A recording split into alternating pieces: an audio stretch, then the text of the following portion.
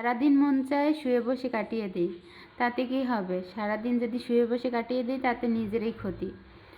তো নমস্কার বন্ধুরা, সবাই কেমন আছো? আশা করছি সবাই অনেক অনেক ভালো আছো, আমিও ভালো আছি। আর একটা মিনি ব্লগে সবাইকে জানাই স্বাগত। তো ভিডিওটা শুরু করলাম। আজকে যে অলসতা করলাম সেটা আর বলে বোঝানো যাবে না। আজকে তো অনেক দিন পরেই খুব পরিমাণে বৃষ্টি, মানে একবারে আবহাওয়া খুবই খারাপ। কয়েকদিন যাবত অনেক গরম ছিল, তো আজকেও অনেক বৃষ্টি, মানে কাল থেকেই অনেক বৃষ্টি আর বাতাস প্রচণ্ড পরিমাণে। তো সকালে উঠে সিদ্ধ ভাত রান্না করেছি, সেটা খেয়ে তোমাদের দাদাভাই চলে গেছে অফিসে, আমরাও খেয়ে নিয়েছি। ওইটাই সিদ্ধ ভাত রান্না করছি, আর আগের দিন ফ্রিজে তরকারি ছিল, মাছের তরকারি, ওইটা গরম করে খেয়ে নিয়েছি। তো তারপরে বসে রয়েছি, আমার বড় বোন আসছে, ওর সঙ্গে গল্প করতে করতে একদম অনেকটা বেজে গেছে টাইম। তো রান্না করতে ইচ্ছে করে না, অন্য কোনো কাজ করতে ইচ্ছে করে না। তো কি করব, এই তো প্রায় বিকেল বিকেল তখন আসছি, মানে স্নান টান সেরে তারপরে এই ঠান্ডার জল দিয়ে আবার শ্যাম্পু ট্যাম্পু করে তারপরে এই যে রান্না করতে চলে আসলাম।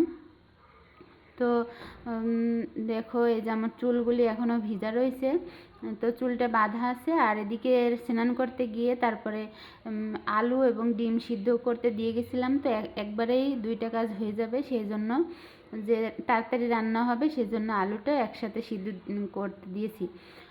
তো আজকে আর তেমন কিছু রান্না করব না, কারণ মাছ ফ্রিজে শেষ আর সবজি টবজিও নাই ওরকমভাবে, শুধু বরবটি সবজিটাই আছে। তো মাছ নাই, তো ওটা কী দিয়ে রান্না করবো? এই জন্য আলু দিয়ে ডিম রান্না করব ভাবছি। আর মুরগি আনছে, তো মুরগিটা কালকে রান্না করব। ছেলে আবার রোস্ট খাবে, পোলাও রোস্ট খাবে, এই জন্য মশলাপাতি আনতে হবে বাজার থেকে। সেজন্য ভাবলাম কালকে রান্না করি, আজকে ডিম রান্না করি। তো ডিম এই রান্না করতেছি। তো সুন্দর করে আমার ডিম টিম ভাজা হয়ে গেছে, আলু টুলু ভাজা হয়ে গেছে। এবার মশলাটা কষিয়ে তারপরে এই যে রান্নাটা বসিয়ে দিলাম। আর তার ভিতরে এদিকে আমার বাবাটাই দেখো মোবাইল দেখতেছে, তাকে একটু লম্বা প্যান্ট পরিয়েছি আজকে কারণ ঠান্ডা, সেই জন্য। আর এদিকে দেখো আমার রান্না করা হয়ে গেছে, ডিম রান্না প্রায় হয়ে গেছে, বাগার দিয়ে দেবো এখন। বাগার দিয়ে দিলাম। তো আমরা সব তরকারিতেই বাগার দিয়ে খাই, কারণ আমাদের ভালো লাগে।